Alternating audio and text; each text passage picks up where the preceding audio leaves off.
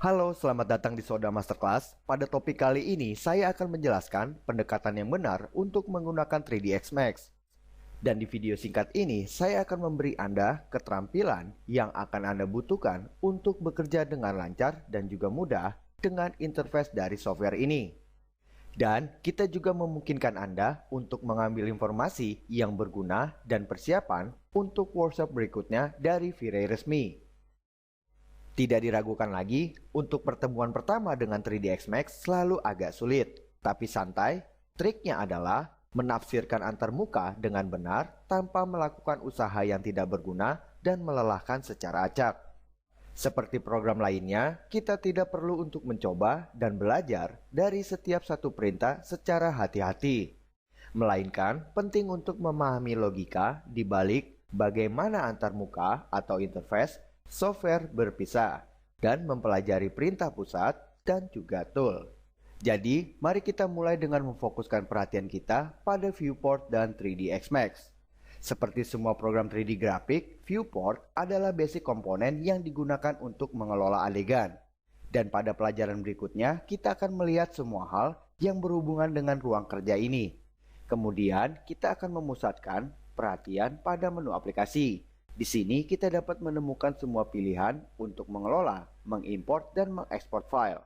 Kemudian akan beralih pada panel perintah yang dasarnya membantu keseluruhan dari perangkat lunak. Panel ini memungkinkan kita untuk membuat dan memodifikasi objek di 3ds Max. Dan ini akan menjadi topik utama di pelajaran berikutnya. Untuk mengelola objek, kita buat adegan dan kita perlu berkonsentrasi pada toolbar. Seluruh pelajaran ini kami hanya akan fokus pada fitur utama dari bar ini yang ditampilkan ini. Dan dalam pelajaran ini, bagaimanapun, kita peduli dengan apa pengaturan awal. Kita perlu menempatkan dengan benar ketika Anda pertama kali membuka 3ds Max. Untuk melakukannya, kami akan berkonsultasi dengan beberapa panel ini yang bisa diakses melalui menu bar. Sekarang, walaupun menu utama berisi banyak pilihan, kami hanya menggunakan yang kami minati, yang dapat digunakan untuk membantu, dan itu sederhana dan mudah untuk mempelajari langkahnya.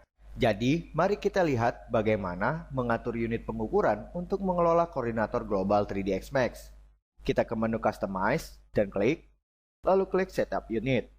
Dan jendela ini yang memungkinkan kita untuk menetapkan unit pengukuran referensi 3ds Max. Dengan ini, saat kita membuat objek, kita akan tahu persis unit pengukuran apa yang diciptakan. Kami biasanya menggunakan skala metrik dalam kursus kami, jadi pilih cm di menu drop-down. Selanjutnya kita ke unit setup, tinggalkan pada set default, dan kita hanya mengubah nilai pada menu drop-down menjadi cm. Selanjutnya, klik OK. Sekarang mari kita aktifkan dan modifikasi beberapa utilities agar pekerjaan kita jadi lebih mudah. Kita ke Customize sekali lagi dan ke Preference. Kamu jangan terlalu khawatir dengan isi panel ini. Memang terlihat banyak dan menakutkan. Dan satu-satunya hal yang akan kita butuhkan adalah yang mudah digunakan dan dimengerti. Dalam tab General, khususnya pada scene undo, kita dapat mengubah jumlah berapa kali 3ds Max dapat membatalkan adegan dengan Ctrl Z. Seperti yang Anda ketahui, Photoshop memberi kita kesempatan yang sangat terbatas untuk menelusuri kembali langkah untuk memperbaiki kesalahan kita. 3ds Max di sisi lain memungkinkan kita untuk menentukan seberapa banyak yang kita miliki untuk mundur. Menurut pendapat saya, 100 lebih dari cukup. Sekarang kita lanjut ke tab berikutnya, tab File. Di sini kita akan mengaktifkan Backup on Save dan Compress on Save. Dan Compress on Save sudah aktif. Kedua pilihan ini memungkinkan kita untuk menyimpan cadangan bila diaktifkan, dan kompres tujuannya untuk menghemat ruang disk. Meskipun, jika kita pernah set 3ds Max untuk melakukan tambahan progresif dan tidak pernah menimpa file yang sebelumnya kita kerjakan, kita bisa mengaktifkan opsi incremental save. Dan Anda ingat, jangan lupa untuk mengaktifkan atau checklist auto backup di box ini. Dan Anda juga dapat memutuskan berapa banyak file Max akan membuat backup otomatis data Anda, dan berapa menit sekali Max akan membackup data Anda. Untuk sampel saya set 15 menit, dan saya menyarankan Anda untuk tidak memasukkan selang waktu yang terlalu singkat. Jika tidak, 3ds Max mungkin akan melambat terlalu banyak. Sekarang, untuk menyimpulkan pelajaran ini, saya ingin memberitahu Anda hal-hal penting tentang manajemen file. Tapi yang terpenting adalah mengimport file eksternal. Seperti yang Anda lihat, 3ds Max seperti program grafis lainnya, memiliki segala yang dibutuhkan untuk membuka dan menyimpan file. Dan saya tidak akan berbicara panjang lebar tentang aspek-aspek ini. Sebagai gantinya, saya ingin Anda memusatkan perhatian pada mengimport file. Seperti banyak program 3D grafik, Max bisa mengimport adegan atau sebagian adegan baik dari file Max lainnya maupun dari file yang diekspor dari program lain. Sekarang, mari kita lihat bagaimana membuat adegan atau bagian dari adegan yang diekspor dari program lain seperti OBJ format. Kita klik import dan pilih file yang diminati. Seperti yang Anda lihat, dalam jendela ini, Anda dapat memilih dan membatalkan pilihan setiap individu komponen file. Dan jangan khawatir tentang semua pilihan tambahan yang tersedia di jendela.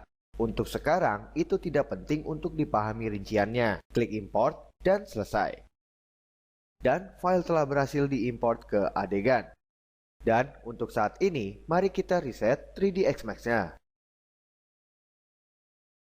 Dan mari kita lakukan kembali mengimport data. Untuk kali ini, lihat bagaimana cara mengimport adegan atau bagian dari sebuah adegan dari file 3ds Max sebelumnya. Untuk melakukan ini, klik pada Merge.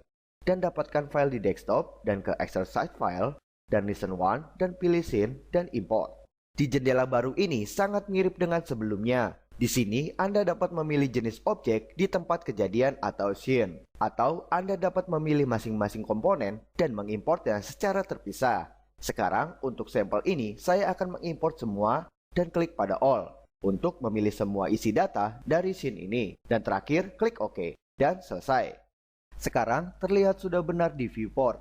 Dan itu saja untuk pembelajaran pertama ini. Sampai jumpa di lesson selanjutnya, di mana kita akan melihat bagaimana cara membuat objek dan bagaimana mengelola area pandang di 3ds Max.